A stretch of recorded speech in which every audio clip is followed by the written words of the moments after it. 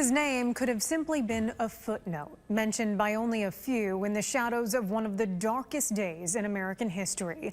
But today, you, me, and all the residents of the state of Michigan are now the guardians of his work. Elise Ramey shows us how the frantic efforts of historians preserved them for years to come. And a warning, this video contains disturbing images.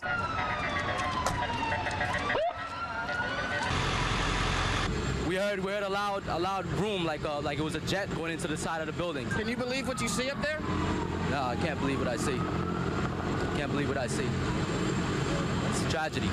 2 airplanes have crashed into the World Trade Center in an apparent terrorist attack on our country.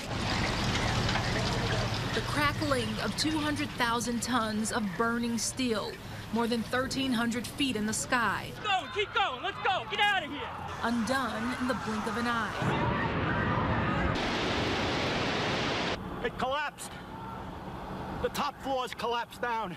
Before the Twin Towers became a symbol of American tragedy and the country's war on terror. I was never in Vietnam, but it just seems like I'm being in a war. The World Trade Center's now reduced to a pile of rubble and ash. It had to be designed and built, much of that taking place in the 60s. The Twin Towers, part of the 16-acre World Trade Center complex, opened in 1973. You guys all right? Okay. While most of us could only watch in horror, helpless from our corner of the globe, in the years since, Michiganders have honored the fallen and grieved with our fellow Americans in Virginia, Pennsylvania, and New York. But that's not where the connection stops. This statue sits here in Wentworth Park, where each year the city of Lansing takes time out to remember those thousands of lives lost during 9/11. And just a handful of blocks away from here is another connection that Michigan taxpayers have to that tragic day.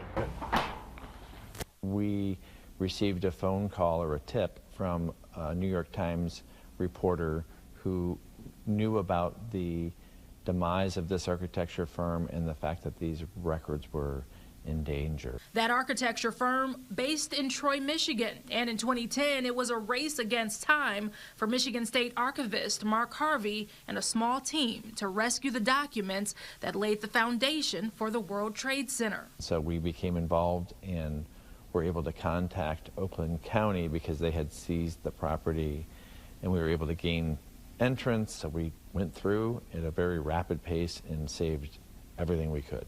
They had just 4 hours to gather tens of thousands of documents. We saved them, yay, but now what? I went to the Archives of Michigan inside the Michigan Library and Historical Center to take a look at these records. Wow. They are original blueprints, copies of drawings, various slides, photographic negatives, and more. They belong to internationally known architect Minoru Yamasaki, whose firm ran into financial trouble during the Great Recession and eventually closed its doors at the end of 2009. That our responsibility is to secure and make these records available to the public. The documents now belong to you, Michigan taxpayers. We talked with some people in downtown Detroit outside of another one of Yamasaki's signature buildings, 32-story skyscraper, One Woodward. And working in this building, it's cool to be connected with an individual with that amount of architectural history. Yeah, I just found that out, so that actually, I'm going to pass that along like we actually own it. I didn't know. These are the people's archives, and so being able to do that for something like this building, and also the other buildings that he built. It was remarkable before 9/11, but it's even more so now.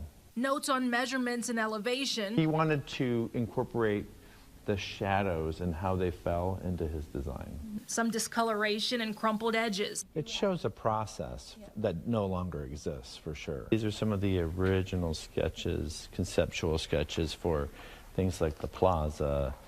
Details on everything from the plaza to the canopy, the lobbies, and each floor. The detail was their trademark, so you can see more of those drawings, for sure. And so these would be hand-drawn to specifications, to scale on paper. I mean, the World Trade Center complex was We usually just think about the two towers, but it was a very large complex, included the Port Authority building and some plaza buildings. Harvey says there are multiple lessons here. It reminded us and instructed us in the importance of architectural records as a historical record. Yamasaki died long before 9/11 in 1986. The story of Minoru Yamasaki is one that reminds us that Michigan is a place of possibility. He came here as a Japanese American a few years after World War II, where he, because of his race, he wasn't really welcomed anywhere. He was given an opportunity in Detroit and then spun that out into starting his own company a few years later in Troy, Michigan. That's the base of one of the towers there. And you see the trademark facade that was part of the World Trade Center. Those skyscrapers he designed showing both strength and fragility, a towering reminder of the American dream he realized. Even if destroyed by terror, plane, fire, or anything else, the blueprints remain hundreds of miles away in Michigan. Elise Ramey, WNEM, TV5. It's taken years to get the documents to a place where they can be offered for public viewing and research. You can see the blueprints 6 days a week at the Archives of Michigan in Lansing. The Yamasaki collection has served as an example for the archives to collect other historical, structural blueprints and architectural records.